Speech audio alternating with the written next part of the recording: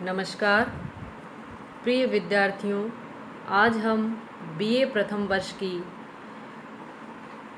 दूसरा भाग भारतीय शासन और राजनीति के एक महत्वपूर्ण टॉपिक भारतीय संविधान की विशेषताओं पर चर्चा करेंगे। जैसा कि आप सभी जानते हैं कि कैबिनेट मिशन के पश्चात जो संविधान निर्मात्री सभा बनाई गई थी, उस सभा के द्वारा निर्मित संविधान को भारतीय गणराज्य में 26 जनवरी 1950 को लागू कर दिया गया था। भारत का संविधान एक तरह से विश्व के प्रचलित संविधानों में से भारतीय परिस्थितियों के अनुकूल उपबंधों को लेकर बनाया गया था। कई राष्ट्रों के संविधान का अध्ययन करने के पश्चात भारतीय परिस्थितियों के अनुकूल प्रावधानों को भारतीय संविधान में शामिल किया गया था। विश्व के इतने सारे संविधानों से कई प्रावधान लेने के कारण कई बार भारतीय संविधान को उधार का थैला या बैग ऑफ बोरोइंग भी कहा जाता है, क्योंकि इसके बहुत सारे प्रावधान अन्य संविधानों से प्रेरित होकर रखे गए हैं, प्रेरित होकर बनाए गए हैं। तो अपने इस वीडियो के माध्यम से हम भारतीय संविधान के जो कैरेक्टरिस्टिक फीचर्स हैं उनके बारे में चर्चा करेंगे। भारतीय संविधान के कौन कौन से वो लक्षण हैं जो इसे एक विश्व में एक अनूठा स्थान प्रदान करते हैं, तो उनकी शुरुआत हम करेंगे। लोकप्रिय प्रभुसत्ता पर आधारित संविधान, यानी भारत का जो संविधान है ये भारतीय जनता के द्वारा निर्मित है। प्रत्यक्ष रूप से ये संविधान जनता ने नहीं बनाया है, एक संविधान निर्मात्री सभा ने इसका निर्माण किया है। लेकिन संविधान की प्रस्तावना में इस प्रकार के शब्दों का इस्तेमाल किया गया है जो ये इंगित करते हैं कि अंतिम रूप से सत्ता अथवा शक्ति है वो भारतीय जनता में निहित है। जैसे हम भारत के लोग, यानी इस संविधान के पीछे जो शक्तियां हैं उसका आखिरी स्रोत भारत की जनता को माना गया है। तो इस तरह से भारतीय संविधान लोकप्रिय प्रभुसत्ता, पॉपुलर सॉवरेनिटी पर आधारित संविधान है। दूसरी इसकी विशेषता है निर्मित, लिखित और व्यापक संविधान। ये संविधान लिखित है, ये विकास का परिणाम नहीं है। जैसे कि इंग्लैंड का संविधान है, उसके विभिन्न प्रावधान समय समय पर विकास के द्वारा उस संविधान में शामिल किए गए हैं, वो एक लिखित संविधान है। लेकिन भारत का संविधान समय विशेष में एक सभा विशेष के द्वारा लिखा गया है। इसको हम एक निर्मित और लिखित संविधानों की सूची में डाल सकते हैं। और इस संविधान में 395 अनुच्छेद और 12 अनुसूचियां हैं। भारत का संविधान विश्व का सर्वाधिक व्यापक संविधान है, यानी विश्व में प्रचलित जो भी संविधान है भारत का संविधान उनमें सबसे विस्तृत है। अमेरिका के संविधान में मात्र 7 अनुच्छेद हैं, कनाडा में 147, ऑस्ट्रेलिया के संविधान में 128 और दक्षिण अफ्रीका के संविधान में 153 अनुच्छेद हैं। तो मुख्य प्रश्न अब ये उठता है कि भारत का संविधान है वो इतना व्यापक, इतना विस्तृत क्यों है। इसके विस्तृत होने के प्रमुख कारण इस प्रकार हैं कि भारत में राज्यों का अलग संविधान नहीं है। राज्यों से संबंधित प्रावधान है वो इसी संविधान के अंदर शामिल कर लिए गए हैं।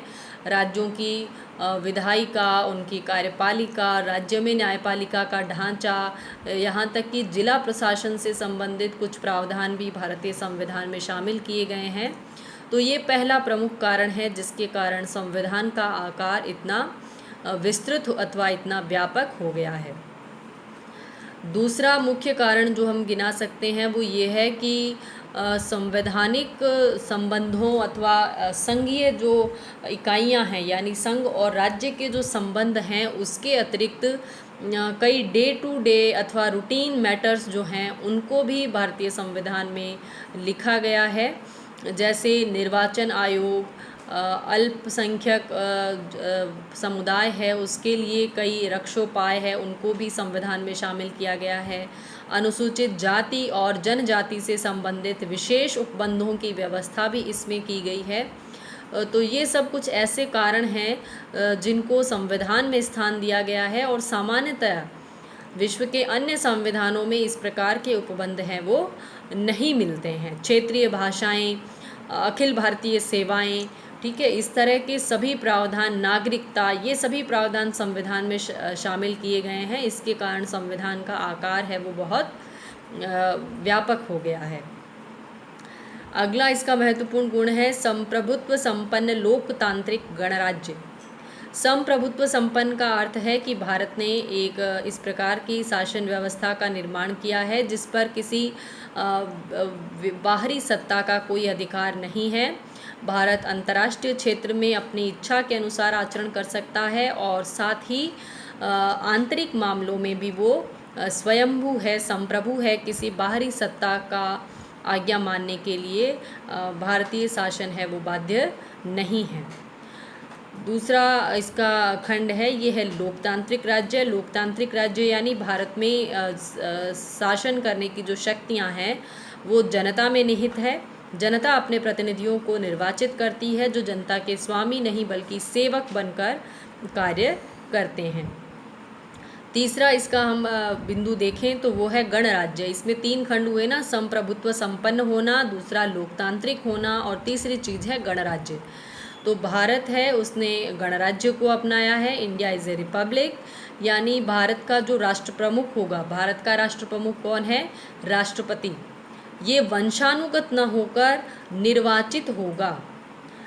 जहाँ पर भी राष्ट्र के प्रमुख को वंशानुगत तरीके से पद मिलता है उसे हम राजतंत्र कहते हैं। जैसे कि ब्रिटेन में सम्राट या साम्राज्ञी है वो वंशानुगत आधार पर नियुक्त होते हैं, जबकि भारत के राष्ट्र प्रमुख का पद यानी राष्ट्रपति का पद जनता के द्वारा अप्रत्यक्ष रूप से निर्वाचित व्यक्ति है वही राष्ट्रपति बनता है।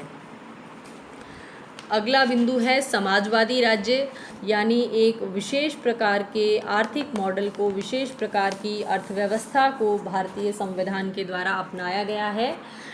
ये ध्यान रख देने की बात है कि ये जो समाजवादी राज्य का कॉन्सेप्ट है ये ओरिजिनल संविधान में नहीं था। 42वें संविधान संशोधन 1976 के द्वारा समाजवाद को भारतीय राज्य का लक्ष्य है वो घोषित किया गया है। समाजवाद का मतलब है एक ऐसी अर्थव्यवस्था का निर्माण करना जिसमें उत्पादन के साधनों के ऊपर समाज का स्वामित्व हो, और ये समाज का स्वामित्व राष्ट्र के माध्यम से होगा। प्राइवेट प्रॉपर्टी है उसको सीमित किया जाए एक तरीके से, और राज्य है वो लोगों के कल्याण के लिए, लोगों के हित में संपत्ति है उसको रेगुलेट करे, उसका नियमन करे। अगली इसकी विशेषता है पंथ निरपेक्षता। भारतीय संविधान है उसने किसी भी धर्म विशेष को अपना राजधर्म घोषित नहीं किया है। भारतीय संविधान ने लोगों को धार्मिक स्वतंत्रता के अधिकार दिए हैं। व्यक्तियों को अपने अंतःकरण की स्वतंत्रता प्राप्त है। किसी भी धर्म विशेष को मानने, उसका प्रचार प्रसार करने के लिए सभी लोग स्वतंत्र हैं। राज्य का अपना कोई धर्म नहीं है, और विभिन्न नागरिकों के साथ व्यवहार करते वक्त राज्य धर्म के आधार पर कोई विभेद नहीं करता है। कठोरता और लचीलेपन का मिश्रण। कठोरता और लचीलापन जो है ये संविधान में किस प्रकार हम चेंज कर सकते हैं, क्या हम कॉन्स्टिट्यूशन को इजीली मॉडिफाई कर सकते हैं, तो एक लचीला संविधान हमारा होगा।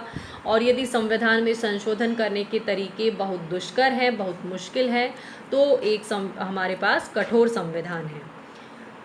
तो भारतीय संविधान है ये इन दोनों का मिश्रण है, यानी इसके अधिकांश प्रावधान है वो साधारण कानून बनाने का जो तरीका है उसी तरीके से साधारण बहुमत से ही बदले जा सकते हैं। तो ये लचीलेपन का द्योतक है। और दूसरी ओर कुछ प्रावधान ऐसे हैं जो कठोर बहुमत की, उसके लिए 2/3 बहुमत की आवश्यकता होती है, यानी संसद के सभी सदस्यों का बहुमत और उसके अतिरिक्त प्रेजेंट एंड वोट करने वाले जो लोग हैं उनका 2/3 बहुमत इसकी आवश्यकता होती है। तो इस तरह के कुछ प्रावधान हैं वो हो सकते हैं राष्ट्रपति का निर्वाचन है, उसमें यदि कोई परिवर्तन करना है, राज्यों की ये जो हाई कोर्ट्स हैं इनकी न्यायपालिका की जो शक्तियां हैं उसमें कोई परिवर्तन करना है।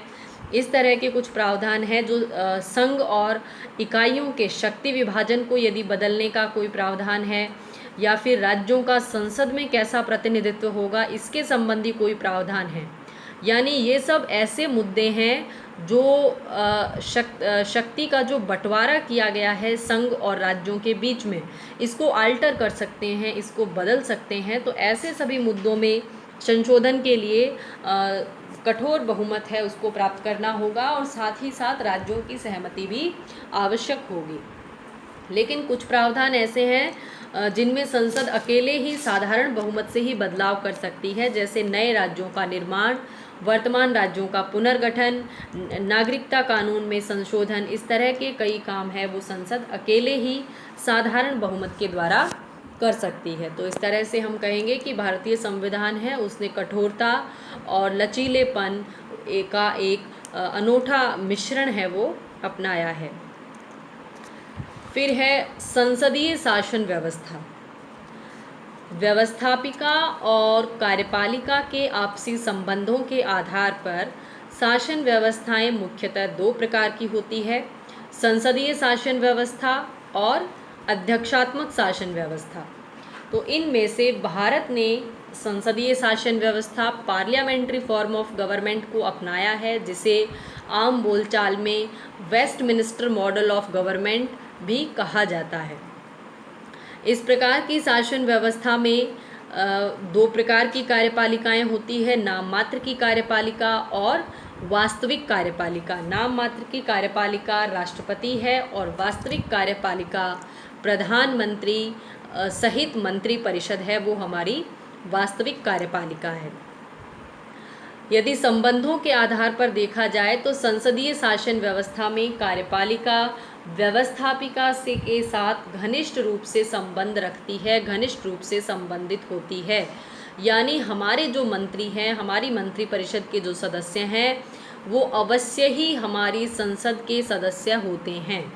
तो ये संसदीय शासन व्यवस्था का प्रमुख लक्षण होता है, इसे ही भारत में अपनाया गया है। इसके साथ साथ इसमें कार्यपालिका है वो व्यवस्थापिका के प्रति उत्तरदायी बनी रहती है, इसका कोई निश्चित कार्यकाल भी नहीं होता। सरकार का कार्यकाल है वो व्यवस्थापिका के विश्वास पर ही टिका होता है।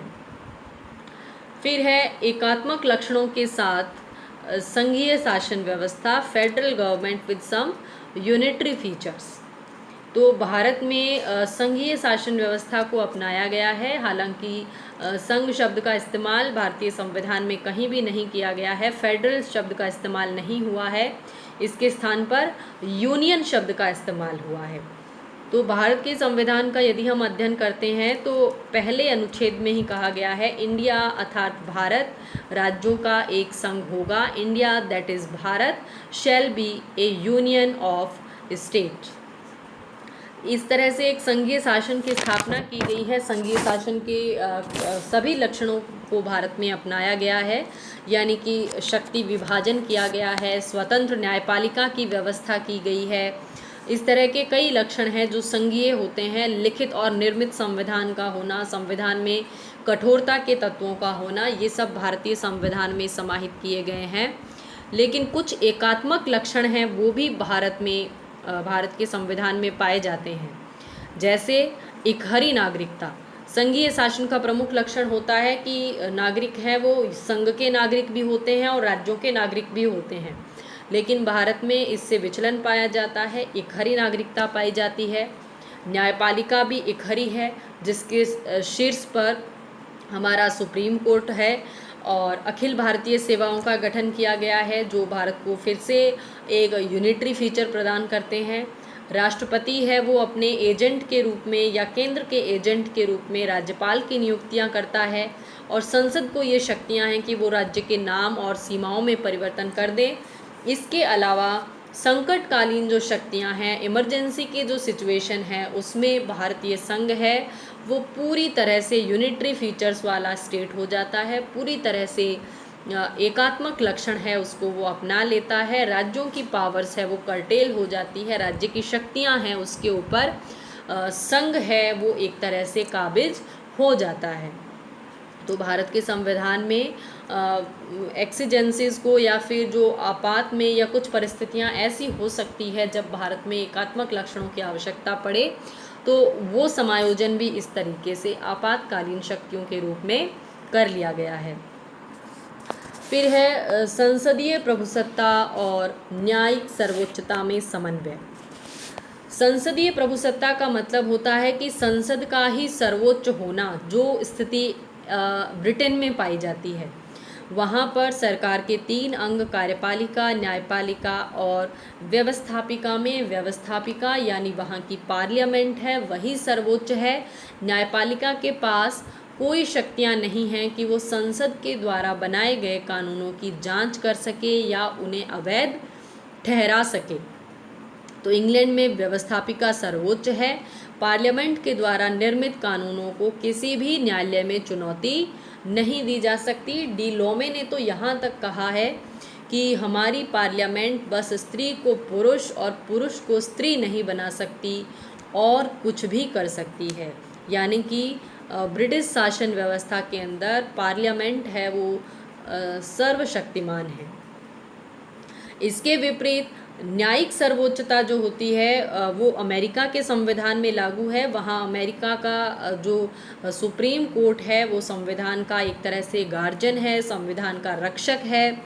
वो व्यवस्थापिका के द्वारा निर्मित कानूनों को जांचता है, कार्यपालिका के आदेशों का परीक्षण करता है और यदि कोई भी कानून अथवा कोई भी कार्यपालिका आदेश यदि संविधान की भावना के विरुद्ध होता है तो न्यायपालिका उसे रद्द कर सकती है। यानी एक तरफ हमारे पास ऐसी शासन व्यवस्था है जिसमें जुडिशरी सुप्रीम है और दूसरी तरफ ऐसी शासन व्यवस्था है जिसमें पार्लियामेंट या फिर लेजिस्लेचर है वो सुप्रीम है।